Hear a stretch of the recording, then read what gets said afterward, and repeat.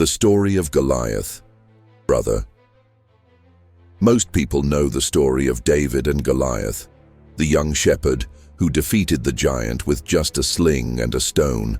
But many people do not know that Goliath had a brother.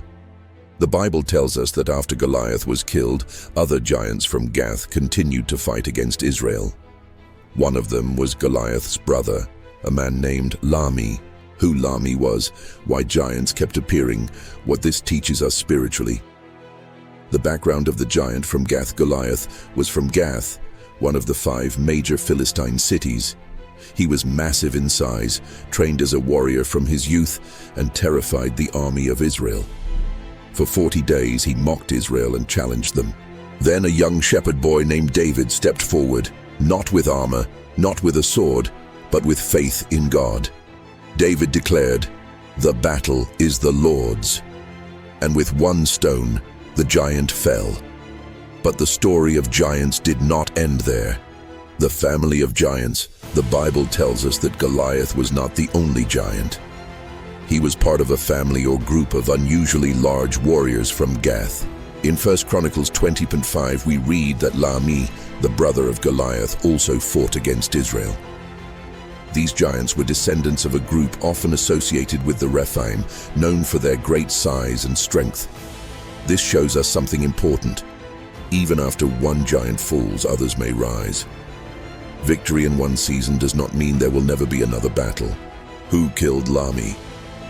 The Bible tells us that Lahmi was killed by Elhanan. Elhanan was one of David's mighty warriors.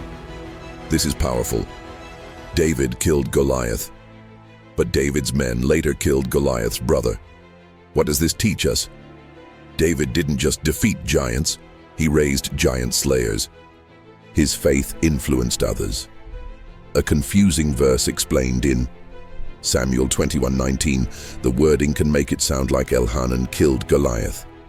But 1 Chronicles 25 clarifies that it was Lahmi, the brother of Goliath. Most Bible scholars explain this as either a copyist variation in the ancient text or a shortened description that Chronicles later clarifies. The important truth remains clear. David killed Goliath. Elhanan killed Lahmi. There is no contradiction when we compare scripture carefully. Spiritual lessons from Goliath's brother giants often come in families, sometimes in life. After defeating one problem, another similar one appears. Fear, doubt, temptation, opposition. Just because one battle is over doesn't mean spiritual warfare ends. But the same God who gave victory before will give victory again. Your faith influences others. David's courage inspired his army. Because David trusted God, his warriors learned to trust God too.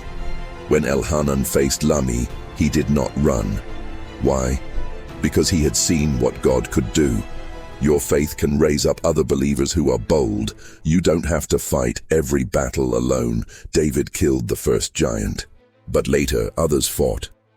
God does not expect one person to carry every battle alone. In the body of believers, we fight together. The defeat of Goliath's brother shows something powerful. The enemy tried again, but he failed again. The giants of Gath kept rising, but God kept raising deliverers. This pattern continues throughout Scripture. Pharaoh rises, God raises Moses. Goliath rises, God raises David. Giants rise again, God raises mighty men. God always has someone prepared. Application for today. Maybe you've defeated one giant in your life, but now another challenge has appeared. Remember, the same God who helped David, the same God who strengthened Elhanan, is the same God today.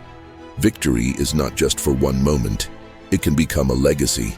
David didn't just win a battle. He created a culture of courage.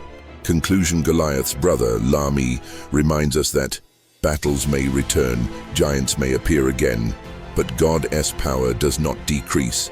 David killed Goliath, Elhanan killed Lahmi, and Israel continued to stand. The enemy's strength runs in families, but so does faith.